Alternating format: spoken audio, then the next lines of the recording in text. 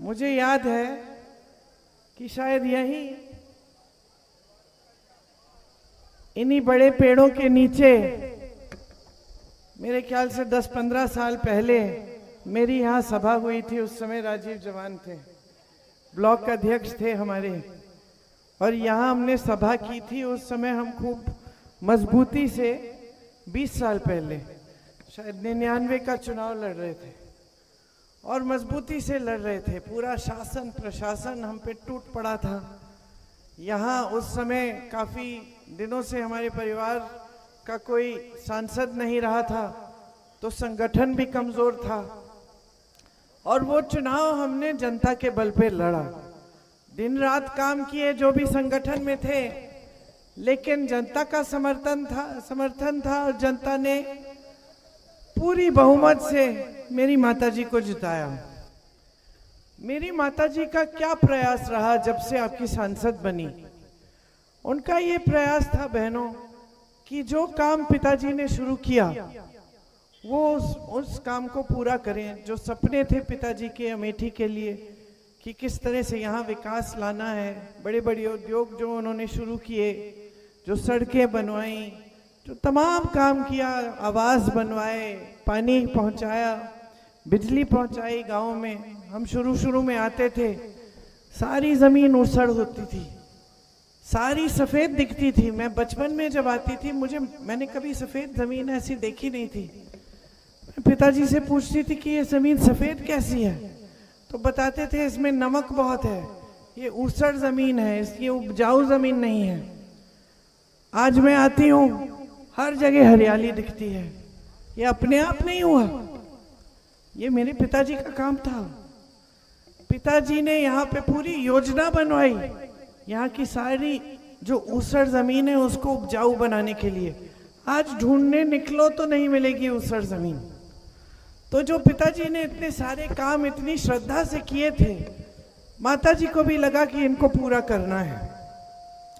उस समय जब पहले चुनाव का संचालन करने आए तो यहाँ कैप्टन सतीश शर्मा भी सांसद होते थे, आपको याद होगा।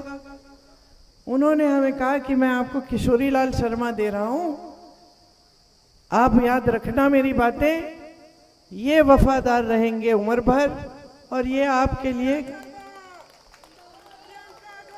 निष्ठा से काम करेंगे। तो क्या हुआ कि 99 से लेकर जब तक मेरे बड़े भाई राहुल भैया आपके सांसद रहे, जितने भी आपके कष्ट थे, पानी का नल चाहिए, कहीं पे बिजली नहीं आ रही है, कहीं सड़क की मरम्मत करनी है, किसी को कोई और मुसीबत है, इलाज कराना है, वो सारे काम जब आपने दरख्वास्त हमको दिए, वो सारे दरख्वास्त हमने इनको पकड़ाए और इन्होंने फिर लोगों को भेजा, आपके घरों में भेजा। सारी जितनी भी कार्रवाई करनी पड़ती थी उस आपकी समस्या को हल करने के लिए, वो सारे काम किशोरी लाल शर्मा ने हमारे प्रतिनिधि होते हुए किए। तो वो आपके क्षेत्र का गांव-गांव जानते हैं। आपके क्षेत्र में जितने कार्यकर्ता हैं हमारे, उनको चेहरे से पहचानते हैं, उनका पूरा इतिहास जानते हैं कि इनकी बेटी को हमने पढ़ाया, इनके लिए ऐसा करवाया, ये बीमार पड़ गए थे, ये सब बातें। और जनता को भी अच्छी तरह जानते हैं और मुख्य तौर पर ये जानते हैं कि यहाँ की ज़रूरतें क्या हैं। आपके बीच घुल मिलकर 40 साल इन्होंने बिताए हैं। तो एक ऐसा सांसद अगर आपको मिल जाए जो आपके बीच एक साधारण व्यक्ति बनकर आपके बीच आए, आपकी समस्याओं को समझे, आपके हर कष्ट को दूर करने की कोशिश करे, तो इससे अच्छा क्या हो सकता है। आपने यहाँ पे मेरे परिवार के साथ एक रिश्ता बनाया। क्या था वो रिश्ता? प्रेम और श्रद्धा का रिश्ता था। पिताजी नहीं रहे, फिर भी माताजी ने उस रिश्ते को निभाया। यहाँ बड़े बड़े उद्योग लगवाए, बहुत काम कराए, वो तो आप ही खुद जानते हैं। माताजी के बाद भाई आए, भाई ने भी बड़ी कोशिशें की। यहाँ पे फूड पार्क खोलने जा रहे थे, भाजपा ने बंद करा दिया है, लेकिन अगर वो फूड पार्क खुल जाता उस समय तो आज किसान इस संकट में नहीं होता जो आज है। और तमाम ऐसी एक फैक्ट्री खुलवानी थी, उन्होंने वो भी बंद कर दी थी भाजपा ने बाद में आके। तो जितनी कोशिश कर सकते थे उन्होंने पूरी कोशिश की। क्या हुआ कि उसके बाद यहाँ पे जो पिछला चुनाव हुआ उसमें आपको बहुत झूठ बताए गए, आपके घरों में आके दुरदुरिया कराया, आपको कहा वचन लो भगवान के नाम पे हमें वोट दोगे। हमने महिला परियोजना शुरू की थी, उस समय आग बहुत लगती थी गांव में, जब ये मौसम होता था गर्मी का, आपको याद होगा, ऐसी चिंगारी उठती थी और पूरी गांव जल जाती थी। तो जब हम आए थे एक बार, गांव जल गए थे सारे, तो एक गांव वाले जो एक पुरुष थे वो आए मेरे पास, उन्होंने मुझे एक पोटली में अपने जले हुए पैसे दिखाए, 500 रुपये मात्र। रो रहे थे, कह रहे थे मैंने अपनी बेटी की शादी के लिए इकट्ठे किए, सब कुछ जल गया, जो अनाज रखा था वो भी जल गया, टूट गए थे। उसको देखकर हमने सोचा, मैं दिल्ली गई, दिल्ली में एक समारोह था, वहाँ पे महिलाओं के सशक्तिकरण का समारोह था। तो मेरे मन में बात आई कि क्यों ना हम अमेठी की महिलाओं को भी ऐसे सशक्त करें। तो उस आधार पे हमने परियोजना शुरू की और परियोजना के माध्यम से बहुत महिलाओं का लाभ हुआ उस समय। अब ये आई आपकी नई सांसद, ये कहने लगी कि परियोजना हमने इसलिए शुरू की कि हम आपकी जमीन छीनना चाह रहे थे। बताइए, तो ऐसे ऐसे झूठ इन्होंने फैलाए मेरे परिवार के बारे में, जैसे कि हम यहाँ अमेठी लूटने आए थे, हम यहाँ अपना कर्तव्य निभाने आए थे। आपके प्रति श्रद्धा थी, आप वो जनता हैं जिन्होंने हमारे पिता को प्रधानमंत्री बनाया, आप वो जनता है जिन्होंने सम्मान दिया हमारे पिताजी को,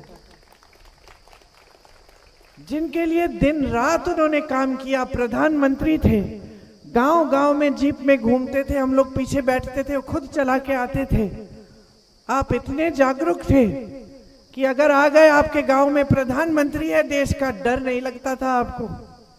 आप कह देते राजीव भैया ये सब अच्छा है, बिजली का खंबा लगाया, इसमें तार नहीं लगाया आपने, तार नहीं लगाओगे तो इस बार वोट नहीं देंगे, कहते थे। मैंने तो खुद अपनी आंखों से देखा है डांटते हुए महिलाओं को, कि महिला डांट रही है प्रधानमंत्री जी को, और मैं तो डरती थी थोड़ा अपने पिता से। मैं सोचती थी कि भाई मैं तो कभी नहीं डांट सकती थी उन्हें, मैं सोचती थी भाई ये गांव की महिला तो बड़ी कस के डांट रही है, इनकी सड़क नहीं बनी। पिताजी नाराज नहीं होते थे। मैंने एक बार पूछा, आपको तो ऐसे डांट रही है, आपको नाराज नहीं, आप नाराज नहीं हो रहे हैं? कहते बिल्कुल नहीं, ये तो इनकी जागरूकता है, इनका कर्तव्य है, मैं तो सेवक हूं, मैं यहाँ आके काम करता हूं, ये मेरा कर्तव्य है, मैं किसी पे एहसान तो नहीं कर रहा हूं, जो कर रहा हूं ये इनके अधिकार है। अच्छा है हमें डांटते हैं ताकि हम भी जागरूक रहते हैं, हम भी जवाब दे रहते हैं। ये पिताजी के लफ्ज थे। आज देश में क्या राजनीति फैली है, आज जो राजनीति फैली है, सबसे पहला और सबसे बड़ा आक्रमण कर रही है आपकी जागरूकता पे। तमाम जो टीवी के चैनल है, मीडिया है, उसको बड़े खरबपतियों ने खरीद लिया है। आपको जो दिख रहा है सच्चाई नहीं है, ऐसे ही झूठ फैलाते हैं। जैसे इन्होंने आपको बताया कि हम परियोजना हमने बनाई, आप परियोजना में थी ना, है ना, याद है मुझे, खुल के बोलती थी खूब, है ना। हाँ, तो इन्होंने फैला दिया जैसे ये झूठ कि हम जमीन लूटने आए थे। इसी तरह से रोज रोज आप पर आपकी जागरूकता पे ऐसे आक्रमण होता है। आपको बताया जाता है मोदी जी सबसे दुनिया के सबसे सक्षम नेता है, मोदी जी के काल में 10 सालों में वो सारे काम हो गए जो 70 सालों में कांग्रेस पार्टी ने नहीं किए। कुछ विकास नहीं हुआ था, 70 सालों से देश वहीं का वहीं था जहां अंग्रेजों ने छोड़ा था। सारा विकास मोदी जी ने 10 सालों में किया है, ये सुनाया जाता है आपको। आपको बताया जाता है कि देश में ऐसी तरक्की आ रही है। लेकिन एक दूसरी सच्चाई भी है, एक सच्चाई जो आप जी रहे हैं। तो 10 सालों से इतनी बेरोजगारी हो गई है देश में, 45 सालों में इतनी ज्यादा बेरोजगारी नहीं हुई। 70 करोड़ बेरोजगार युवा हैं। आप मुझे बताओ कौन परेशान नहीं है? मेरी बहनें दुकान जाती हो, सारा सामान खरीद के आ जाती हो। मान लो 5 सोच के जाती हो कि मुझे 5 सामान खरीदने हैं, ये सच है कि नहीं कि 3 तो छोड़ के आ जाती हो, है कि नहीं? सोचती हो कि चलो बाद में ले लेंगे, अभी जो जरूरी है वही लेंगे। गैस का सिलेंडर 1200 रुपए का हो गया। यही लोग, यही आपकी सांसद जब 400 रुपए का सिलेंडर हुआ, दिल्ली में सिलेंडर पे बैठ के मीडिया को बोली कि हम हड़ताल करेंगे, ये करेंगे, वो करेंगे, ऐसे कैसे हो गया, 1200 का हो गया, चुप। कौन खरीद रहा है ये सिलेंडर 1200 का? ये तो नहीं खरीद रही, आपको खरीदना पड़ता है, नहीं तो गैस नहीं है। आपको सिलेंडर दिया इन्होंने एक पहले शुरू में कि देखो बड़ी योजना आई है मुफ्त में सिलेंडर, बाद में भरना ही मुश्किल हो गया, भरवा नहीं पाई आप। महिलाओं की सशक्तिकरण की बात करते हैं, महिला पर अत्याचार होता है, जिसने अत्याचार की उसकी रक्षा हो रही है। यहां उन्नाव में नहीं हुआ था, आपने सुना होगा, एक महिला थी, नौजवान थी, उसके साथ अत्याचार हुआ, इन्होंने अत्याचारियों को बचाया। यही हुआ हाथरस में, वो लड़की, उसको जला दिया गया रात को, उसकी चिता जलाई, उसके माँ बाप ने देखा नहीं, पास नहीं जाने दिया, शासन प्रशासन पूरा उसके पक्ष में था जिसने अत्याचार किया था। जब मैं मिली उसकी माँ के से, फूट फूट के रोने लगी, कहीं मैं अपनी बेटी को बचा नहीं पाई, लेकिन कम से कम एक बार, आखिरी बार मुझे देखने तो देते, उसे देखने भी नहीं दिया। यह है मोदी जी की सरकार, जिसमें आपकी ये सांसद है। महिलाओं की बातें करते हैं, किसानों की बातें करते हैं। किसान कितना परेशान है, आज हर सामान पर जीएसटी दे रहा है, हर सामान पर टैक्स है, खेती का हर सामान महंगा हो गया है, खेती से कमाई नहीं हो रही है। यहाँ आवारा पशु ऐसे घूम रहा है, आपको रात रात में खेती में जाना पड़ता है। आपने कभी सोचा था, आपने कभी सोचा था कि पूरे दिन इस गर्मी में आप खेती करोगे, पसीना बहाओगे, कमाई करने की कोशिश करोगे, और फिर रात को भी आपको बाहर जाकर मचान पे बैठना पड़ेगा पूरी रात, आवारा पशुओं से अपनी खेतों की पहरेदारी करने के लिए? कभी सोचा था कि ये दिन भी आएगा? लेकिन ये दिन आ गया है और सालों से है, और इस समस्या को हल करने के लिए किसी ने कुछ कहा नहीं, किया नहीं, कोई सुनवाई नहीं है आपकी। आज खेती से कौन किसान कमा रहा है, किसकी आमदनी बन रही है? नौजवान बेरोजगार खड़े हैं, इनके लिए कोई स्कीम योजना नहीं है। 30 लाख पद खाली पड़े हुए केंद्र में। सरकार की अगर नीयत सही होती है तो नीतियां भी सही होती हैं। पिताजी की नीयत सही थी, यहाँ आते थे, श्रद्धा से आपकी देखभाल करते थे, तो ऐसी ऐसी नीतियां बनी, बड़े उद्योग आए, बड़ी बड़ी सड़कें बनी। ये सारी सड़कें जो आज भी आपको लखनऊ से जोड़ती हैं, हाईवे जो जितनी भी है कांग्रेस के काल में बनी है। छत्तीसगढ़ में कांग्रेस की सरकार थी, ये आवारा पशु की समस्या थी। क्या किया? मुख्यमंत्री जी ने एक योजना बनाई गौशालाओं को मजबूत करने की। गौशालाओं को इतना मजबूत किया कि महिलाओं को रोजगार दे दिया, उसमें सारी सुविधाएं, पानी, चारा, छत, छप्पर, सब कुछ। आज आपने यहाँ की गौशालाएं देखी है, क्या स्थिति है? ये लोग कहते हैं कि धार्मिक हैं, गौ माता को पूजते हैं, और गौ माता धूप में बगैर चारे के, बगैर पानी की पड़ी है, कुत्ते खा रहे हैं उनके घाव। मैंने देखा है, मैं गई थी गौशालाओं में 2 साल पहले देखने के लिए। वहां पे क्या किया हमने, छत्तीसगढ़ की सरकार हमारी थी, गौशालाओं को मजबूत किया, उसमें बहनों को रोजगार दे दिया। गोबर खरीदने लगी सरकार कि हम आपसे गोबर खरीदेंगे। जब जनता ने सुना कि भाई गोबर खरीदी जाएगी तो जानवरों को रखना शुरू किया, क्योंकि उससे आमदनी बन रही थी, और गौशालाओं में वैसे भी जानवर उन्होंने सारे रखे अच्छी तरह से। जो दूध मिल रहा था उसको गांव में पहुंचाया, उसमें से दही जो भी बनता है उसकी पैकेजिंग, मिठाई, खोया, उसकी पैकेजिंग कराई ताकि बिके। महिलाओं को ऐसे रोजगार भी मिल गया।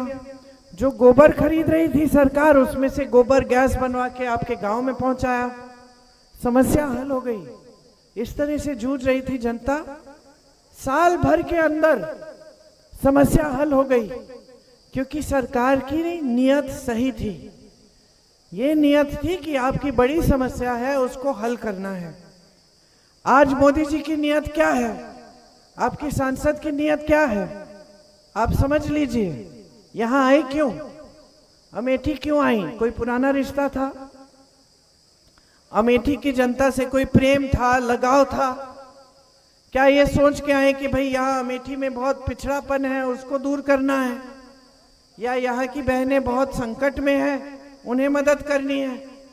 नहीं, वो तो एक ही मकसद से आई थी कि राहुल गांधी के खिलाफ चुनाव लड़ना है, चीखना चिल्लाना है, उनके बारे में झूठ फैलाने हैं, ताकि पूरा देश देखे और जोर से चीखो। पूरा देश, पूरी देश की मीडिया आके आपकी रोज रोज दिखाएंगे टीवी पे, राहुल गांधी के खिलाफ लड़ना है, राहुल गांधी को हराना है। बस यही मकसद था और कोई मकसद ही नहीं था। आ गई, जीत गई चुनाव, और आप भुगत रहे हो। आपके लिए एक काम सुना दें, एक काम सुना दें जो किया है। एक बार मंच पे आकर ये कह दें, हमें गाली देने के बजाय यही कह दें कि भाई हमने इतने रोजगार दिए, हमने ये पाठशालाएं खोली, हमने ये सड़कें बनाई, हमने ये सुविधा दी आपको स्वास्थ्य के लिए। एक बार बोल दें। मंच पे आती हैं, बस शुरू हो जाती हैं हमें गाली देना, हमारे परिवार को, राजीव जी जैसे शहीद को देशद्रोही कहना, ये कहना कि हम लूटने आए थे, चोरी करने आए थे। अब मोदी जी तो उनसे भी बढ़कर, मोदी जी चुनाव के समय आ रहे हैं आपके सामने, 10 सालों से देश के प्रधानमंत्री रहे हैं, सबसे बड़ा पद संभाला है देश में। क्या कहते हैं कि सावधान हो जाओ, कांग्रेस पार्टी एक्सरा की मशीन लेके आपके गांव में आएगी और आपके गहने और आपके मंगलसूत्र चुरा लेगी, और चुरा के किसी दूसरे समुदाय को दे देगी। एक सभा में तो मैं चौंक गई, मैंने यूं टीवी किया कि मेरे से गलती तो नहीं होगी, ये प्रधानमंत्री ही बोल रहे हैं, किसी ने कोई वीडियो तो नहीं बता दिया गलत शलत। कह रहे हैं सभा में, बहनों और भाइयों ध्यान रखो, अगर 2 घर हैं तो कांग्रेस पार्टी 1 घर ले लेगी, अगर 2 गाड़ियां हैं तो कांग्रेस पार्टी एक गाड़ी ले लेगी, और कह रहे हैं अगर 2 भैंस है तो कांग्रेस पार्टी 1 भैंस ले लेगी आपकी। यह है देश के प्रधानमंत्री, दुनिया के सबसे सक्षम नेता। अरे देश के बड़े प्रधानमंत्री देखे हैं अमेठी और रायबरेली की जनता ने, बड़े प्रधानमंत्री देखे हैं। इंदिरा जी आती थी, अपने काम गिनवाती थी, रायबरेली आती थी, कहती थी मैंने ITI लगवाया है, मैंने ये काम किया है, रोजगार दिलवाया, आपके मकान बनाया, आपको पानी दिलवाया है। राजीव जी आते थे, कहते थे BHEL खुलवाया, HAL खुलवाया, हवाई अड्डा बनाएंगे, यहाँ पे बड़े बड़े उद्योग बनाएंगे जिससे आपको रोजगार मिलेगा। वो भी प्रधानमंत्री थे, उन्होंने कभी ऐसी फिजूल की बातें नहीं की कि आपका धर्म संकट में है, सावधान हो जाओ, कोई राजनीतिक दल आकर आपकी भैंस चुराने वाला है। ये मजाक बन रहा है आपका। ये पूरी जितनी भी इनकी नीतियां हैं बड़े बड़े खरबपतियों के लिए हैं। यहाँ सरकारी कर्मचारी खड़े, पुलिस वाले, इनसे पूछिए पुराना पेंशन मिलता है इनको? नहीं मिलता। क्यों नहीं? क्यों नहीं? कहते हैं देश में पैसे नहीं है। किसान को जब कर्ज माफ करना होता है, कांग्रेस करती है, वो कहते हैं कि देश में पैसे नहीं है, ये कांग्रेस वाले झूठे हैं। और जब बड़े खरबपतियों का 16 लाख करोड़ रुपए माफ करना है तो देश में अचानक पैसे मिल गए आपको, तो अर्थव्यवस्था को कुछ नहीं हुआ। जिसके पास पहले से हजारों करोड़ों लाखों रुपए हैं, उसके कर्ज माफ कर रहे हो किसके पैसों से? मोदी जी जेब से निकाल के दे रहे हैं, देश और जनता के पैसों से। इंदिरा जी ने बैंक का राष्ट्रीयकरण किया, निजी होते थे। क्यों किया? ताकि देश के गरीब जनता जो है सरकारी बैंकों में पैसे रख पाए और वो बैंक सरकारी थे, मतलब सरकार के पैसे हो जाते हैं, जनता के पैसे, आपके पैसे। आज वही सरकारी बैंक अडानी जी, अंबानी जी के बड़े बड़े कर्ज माफ कर रहे हैं, और एक किसान उत्तर प्रदेश में 1 लाख रुपए नहीं लौटा पा रहा, कर्ज के लिए आत्महत्या कर रहा है। बेटी की शादी करनी है, कर्ज ले रहा है, बच्चे को पढ़ाना है, कर्ज उठा रहा है। ये खेत चरे जा रहे हैं, आवारा पशु, कुछ उपज नहीं आ रही है, कमा नहीं पा रहा है, कर्ज चुका नहीं पा रहा है, रो रहा है। आज देश का किसान गरीबी की दलदल में फंसा हुआ है, और इस सरकार की एक ऐसी नीति नहीं है जो आपकी सहायता के लिए है। आप अपने बेटों को बड़ा करके सरहद पे भेजते हो। जवान क्या होते हैं? सब किसान के बेटे हैं। सरकार क्या करती है? अग्निवीर स्कीम लाती है। अग्निवीर में क्या है ये स्कीम? 4-5 साल नौकरी करो सेना में, घर आ जाओ फिर से बेरोजगार। अगर शहीद हो जाओ और अग्निवीर हो तो तुम्हें शहीद का दर्जा नहीं मिलेगा, अफसर को मिलेगा, क्योंकि वो बड़े परिवार से आता है, उसकी अलग पढ़ाई लिखाई होती है। लेकिन गरीब का बेटा है, शहीद हो रहा है, उसको नहीं मिलेगा शहीद का दर्जा। जो अफसर है उसके परिवार को आप सब कुछ देंगे, शहीद का जो पेंशन होता है, अग्निवीर को नहीं देंगे। आज बच्चे मुझे मिलते हैं जो दौड़ लगा रहे थे, 4-5 बजे सुबह परिश्रम कर रहे थे सेना में भर्ती होने के लिए, इम्तिहान भी पास कर दिया, रो के मुझे कहते हैं दीदी नहीं जाना, नहीं जाना। हमारे पिताजी कह रहे कि तुमने कर लिया, जो भी परिश्रम करना था हो गया, तुम्हारा नाम उसमें आ गया है सूची में, मत जाओ। 4 साल के लिए चले जाओगे, कुछ हो जाएगा तो भी हमें कुछ नहीं, हमें राहत नहीं मिलेगी, सहायता नहीं मिलेगी, और फिर वापस आके क्या करोगे? फिर से नौकरी ढूंढोगे। रो रही है जनता। और मोदी जी दिख रहे हैं बड़े बड़े मंचों पे, गाजा बाजा ताम झाम, साफ सुथरे कुर्ते, एक यहाँ इधर कुछ नहीं, सारे साफ सुथरे ऐसे चमक रहे हैं। बहनों पता नहीं क्या लगाते होंगे चमकने के लिए, हमें भी बता दे, हम भी चमके। वहां मेरे पिताजी आते थे प्रचार के बाद, मुझे रोना आता था, मैं सच बोल रही हूँ, रोना आता था। यहां से यहां तक यूं ऐसे लोग पकड़ते थे उन्हें, निशान होते थे, घाव होते थे, थके हुए लगते थे, कुर्ता भी मैल से भरा हुआ। आपने देखा है, आप, मैं जानती हूं आप बुजुर्ग हैं, आपने देखा है। खुद घूमते थे, रात को गाड़ी में सोते थे, घर आते थे, नहा धो के निकल जाते थे 2 घंटे में। और आज आपके प्रधानमंत्री, वाह वाह वाह, अरे कभी मंच से उतरकर जनता से नमस्ते तो कर ले, कभी एक बार खेत में आकर पूछ तो ले कि कैसे चल रहा है यहाँ पे काम, कैसे कमाई हो रही है। एक बार घर के अंदर आए, देखें बहनें चूल्हा कैसे जला रही हैं, खाना बन कैसे रहा है, 2 दिन की दिहाड़ी नहीं मिलती, भूखे सोते हो, बहनें भूखे सोती हैं। परिवार में सबको खिला के ये कहती कि चलो कोई बात नहीं हम छोड़ देंगे। कभी पूछा भी है इन्होंने? तमाम फिजूल की बातें करेंगे, आपके सामने एक काम की बात नहीं कर रहे हैं। और आपकी सांसद इनसे कोई कम नहीं है। आप सब समझ गए, मैं जानती हूं, सब थक गए हैं इन लोगों की राजनीति से। और यहां अमेठी में तो आपने असली राजनीति देखी है, असली चीज जिसकी नींव स्वतंत्रता आंदोलन में महात्मा गांधी ने डाली थी, वो देखी है आपने। सच्चाई से नेता आता था, कितना भी बड़ा नेता हो, आपके सामने हाथ जोड़कर आपके लिए काम करता था। और उसी राजनीति के प्रतीक ये हैं किशोरी लाल शर्मा जी। अब कांग्रेस क्या करना चाहती है ये भी मैं बता दूं। हमारी अगर सरकार आएगी तो हमारी सबसे बड़ी नीति ये है कि जो पैसे आपसे लेकर मोदी जी की सरकार ने खरबपतियों को दिए हैं वो वापस आपके जेब में आए।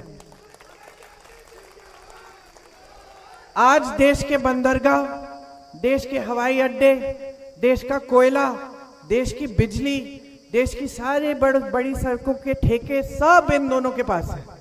अडानी जी, अंबानी जी बड़े बड़े खरबपति मित्र हैं प्रधानमंत्री के। सारी जो देश की संपत्ति है वही जा रही है। एक जमाने में सरकारी नौकरी मिलती थी, सुरक्षित रहते थे आप सब। एक बुजुर्ग बताएंगे आपको कि सबको सरकारी नौकरी ही चाहिए थी ताकि बाद में भी सुरक्षा मिले, पेंशन मिले। क्या हो रहा है, बड़ी बड़ी सरकारी कंपनियां सारी आस्ते आस्ते आस्ते आस्ते अपने बड़े बड़े खरबपति मित्रों को दे रहे हैं। तो हमारी योजना ये है, 30 लाख पद खाली पड़े हैं, सरकार आते ही वो 30 लाख पद भरे जाएंगे। नौजवान यहां खड़े हैं, आपके लिए अगर आप स्नातक पास होंगे, आपके लिए एक योजना लाएंगे कि आपकी पहली नौकरी पक्की, आपका अधिकार होगा। आप जानती हैं कि ये जो भोजन का अधिकार है ये सोनिया जी लाई। आपको 5 किलो राशन मिलता है ना, मोदी जी तो पूरे देश भर में कहते हैं जैसे सबसे बड़ा एहसान कर लिया आप पे। एहसान नहीं है बहने, आपका अधिकार है। मोदी जी की सरकार मजबूर थी कि आपको राशन दे, वो उन्होंने फोटो चिपका दी उस पे अपनी, लेकिन वो योजना कांग्रेस पार्टी लाई। कांग्रेस पार्टी ने कानूनी अधिकार बनाया कि इस देश के गरीब को अधिकार है भोजन का, इसीलिए जो भी सरकार हमारे बाद आई उसको ये देना पड़ा। अब हम चाहते हैं कि एक और अधिकार बने, पहली पक्की नौकरी का अधिकार, कि जितनी भी बड़ी बड़ी सरकारी कंपनियों में है में अप्रेंटिसशिप मिले आपको। अप्रेंटिसशिप मतलब आपको वहां आपको सिखाया जाए, आपका हुनर बढ़ाया जाए उन कंपनियों में आपको लगाकर, और इससे आपको सालाना न्यूनतम 1 लाख रुपए मिलेंगे। समझ रहे हैं कि जो नौजवान है वो पढ़ता लिखता है, आजकल नौकरी नहीं मिलती, माता पिता मेहनत करते हैं पढ़ाने के लिए, कर्ज ले लेते हैं, क्या क्या नहीं करते कि बच्चा शिक्षित हो जाए, लेकिन बच्चे को नौकरी नहीं मिलती। अब हम कह रहे हैं कि ये नौकरी जो पहली नौकरी है पढ़े लिखे गरीब व्यक्ति की, वो उसका अधिकार बन जाएगा, कानूनी, सरकार को देनी पड़ेगी, ये कह रहे हैं हम। इसके अलावा आपके लिए 5,000 करोड़ का फंड बनेगा कि जो नौजवान अपनी कंपनी शुरू करना चाहे या छोटा कारोबार, उसके लिए पैसों की सुविधा होगी। ठीक है। महिलाओं के लिए, आपके जो गरीब परिवार है, जो सबसे बड़ी महिला है, उसके खाते में हर महीने 8,500 रुपए डाले जाएंगे। हर महीने डाले जाएंगे। इसका मतलब है कि 1 साल में आपको 1 लाख रुपए मिलेंगे। राहुल भैया कहते हैं कि अगर नरेंद्र मोदी जी इस देश में 22 लोगों को खरबपति बना सकता है तो हमारी सरकार आएगी तो हम करोड़ों लोगों को लखपति बनाएंगे। महिलाओं को 1 लाख सालाना, नौजवानों को 1 लाख सालाना, किसान भाइयों आपके कर्ज माफ किए जाएंगे, उसके लिए स्थायी आयोग बनेगा। आज आप हर खेती के सामान पे जीएसटी दे रहे हैं, वो जीएसटी हटा देंगे हम खेती के सामानों से, आपके लिए सस्ता हो जाएगा खेती का सामान। जब आपको आज भुगतान नहीं मिलता, आपका नुकसान होता है तो आपको भुगतान समय पे नहीं मिलता, और मिलता है तो कम मिलता है। हम कह रहे हैं कि पूरा भुगतान मिलेगा 30 दिन के अंदर अंदर। जो पेपर लीक हो रहे नौजवानों के, उसके खिलाफ हम एक सख्त कानून लाएंगे कि किसी ने पेपर लीक किया तो उस पर सख्त दंड होगी, सख्त कार्रवाई होगी। महिलाओं के लिए जो आंगनवाड़ी आशा बहुएं हैं और जो मिड डे मील में महिलाएं काम करती हैं, आपका जो मानदेय है वो बढ़ाया नहीं गया है, हम उस मानदेय को दुगना करेंगे।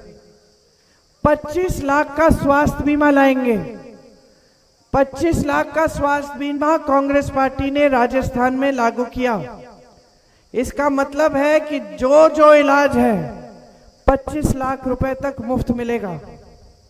मतलब कि मैंने ऐसे में लोगों से मिली हूं राजस्थान में जिनका हार्ट का ऑपरेशन हो गया, 1 पैसा नहीं दिया। बड़े बड़े ऑपरेशन हुए, ट्यूमर निकाले, एक पैसा नहीं दिया। ये क्या काम है? ये आपकी जो संपत्ति है उसको सही जगह डालने की का काम है। ये कांग्रेस पार्टी आज भी कर रही है, हर प्रदेश में कर रही है। जहां जहां हमारी सरकार है वहां महिलाओं के खाते में आज पैसे आ रहे हैं। महिलाएं बस की यात्रा मुफ्त कर रही हैं, तीर्थ यात्रा जा रही हैं, अपने रिश्तेदारों से मिलने जा रही हैं, एक पैसा नहीं देना पड़ता। छत्तीसगढ़ में किसानों का कर्ज माफ किया। मैंने आपको पहले बताया कि आवारा पशु की समस्या कैसे हल की। नौजवान बेरोजगार है देश में, हम करके दिखाएंगे, क्योंकि हमने काम करके दिखाया है। इसका प्रमाण जहां जहां कांग्रेस की सरकार है वहां आपको दिख जाएगा, किसी से भी पूछ लीजिए। यहाँ एक संविदा कर्मी है प्रमोद तिवारी जी, उनको नौकरी से निकलवाया गया। उनके पिताजी बीमार हैं, घर पे हालत खराब है। आपकी सांसद के पास जाते हैं, कोई मदद नहीं होती। सही बात है, सुना है आपने इसके बारे में। ये आप कभी सोच सकते थे मेरे पिता के पूरे कार्यकाल में, मेरी माताजी की पूरे कार्यकाल में, मेरे भाई के कार्यकाल में, कि ऐसा कुछ हो किसी के साथ? कोई संकट में है, पिता बीमार है, नौकरी से निकलवा दिया गया, वो सांसद से मदद मांगने के लिए जाते हैं और उसको भगा दिया जाता है। आप ये सोच सकते हैं? कभी नहीं हुआ होगा। जो जो आता था दरख्वास्त लेके, समस्या लेके, सबकी सुनवाई होती थी। सुबह कतार होती थी जहां हम रहते थे, क्योंकि एक हमारी जो नियत है, हमारी जो नीतियां हैं वो एकदम अलग है, विचारधारा ही अलग है। हम भगवान का नाम लेते हैं और भगवान को हम यही शपथ देते हैं कि हम सेवा करेंगे, निष्ठा से करेंगे, श्रद्धा से करेंगे और सच्चाई से करेंगे। राहुल जी आपके सांसद रहे, देश में अकेले लड़ रहे हैं इनके खिलाफ। 4000 किलोमीटर की पैदल यात्रा की है, 4 महीनों के लिए चलते रहे। उसके बाद एक और यात्रा की 4000 किलोमीटर की। 8000 किलोमीटर कुल चले हैं इस देश में, सिर्फ आपसे मिलने के लिए, आपकी समस्याओं को सुनने के लिए। आपने हराया भैया को पिछले चुनाव में। अब ठीक है, बेईमानी से या जो भी है हार गए, चुनाव हार गए। लेकिन उसके जब 2 साल बाद कोरोना आया तो पता है पहली चीज क्या की? मुझे फोन किया, प्रियंका पता करो अमेठी के कितने लोग कहां कहां फंसे हैं लॉकडाउन में, उनको घर लाओ। हम लोग ये कहां है? संदीप सिंह दिख नहीं रहा है। संदीप सिंह, मैं, किशोरी भाई साहब 16 घंटे फोन पे रहते थे। गुजरात से फोन आता था, दीदी हम फंस गए हैं, हम मर जाएंगे, हमारे पास खाने को नहीं है। बिहार से, हैदराबाद से, मुंबई से, अमेठी के नौजवान जो पलायन करके गए थे नौकरी करने के लिए, फंसे हुए थे। मोदी जी ने कहा 1 दिन में सब कुछ बंद, लॉकडाउन। कुछ नहीं सोचा कि लाखों लोग पलायन करके आते हैं, घर कैसे पहुंचेंगे। लोग पैदल चलने लगे। हम उनको ढूंढ ढूंढ कर, जहां जहां से हमने हेल्पलाइन खोली, जहां जहां से फोन आए, वहां हमने इंतजाम किया कि उनको राशन मिले, तेल मिले, वो उनका गुजारा हो जाए और फिर उनके लिए वापस आने का साधन मिले। और ये राहुल जी ने तब किया जब आपके सांसद नहीं रहे, जब आपने चुनाव हराया, क्योंकि उनका रिश्ता आपके साथ राजनीतिक रिश्ता नहीं था, प्रेम का रिश्ता था। सचमुच आपकी भलाई चाहते थे, आपको आगे बढ़ाना चाहते थे। पिताजी के जो सपने थे अमेठी के लिए, उनको साकार करना चाहते थे। आज मौका है। किशोरीलाल शर्मा जी परिवार के सदस्य समान हैं, समझते हैं हमारी राजनीति सभ्यता क्या है, राजनीतिक सभ्यता। समझते हैं कि हमारे लिए जनता सर्वोपरि है। आपके लिए निष्ठा से काम करेंगे, आपकी सारी समस्याओं को हल करने का काम करेंगे। आपके बीच, आपकी तरह आपके साथ समझ के आपकी ही समस्याओं को सुलझाने के लिए आपके साथ काम करेंगे। ये मेरा आश्वासन है। और मेरी उम्मीद है कि आप किशोरी जी को भारी से भारी बहुमत से जिताएंगे। इस पूरे देश में संदेश भेजिए कि हमें ऐसे नाटक नौटंकी वाली राजनीति नहीं चाहिए, हमें झूठों की राजनीति नहीं चाहिए, हमें चीखते चिल्लाते हुए नेता नहीं चाहिए जो आकर मंच पे हमें अपनी मुसीबतें गिना दे। हमें एक नेता चाहिए जिसके पास हम जा पाएं, जहां हमारी सुनवाई हो, जहां हमारी मुसीबतों का हल हो। तो आप सबको बहुत बहुत धन्यवाद। शायद काफ़ी लंबी बात मैंने बोल दी, आशा है आप ध्यान में रखेंगे। और 20 तारीख को कहाँ है, कहाँ है शाबा जी, किधर है?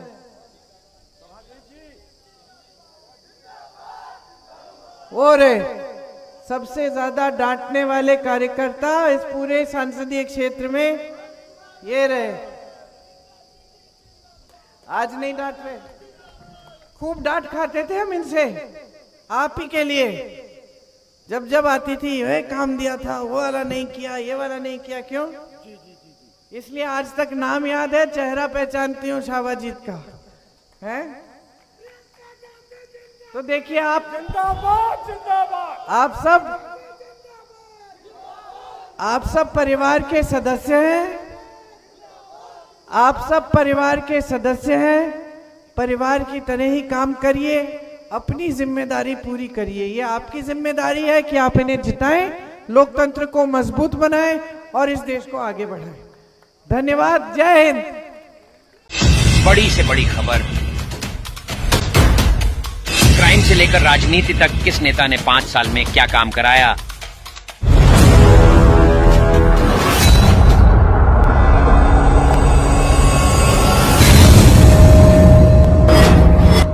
मिलेगी सबसे पहले हर खबर चेंजिंग फ्यूचर न्यूज पर, जो बदलेगा आपका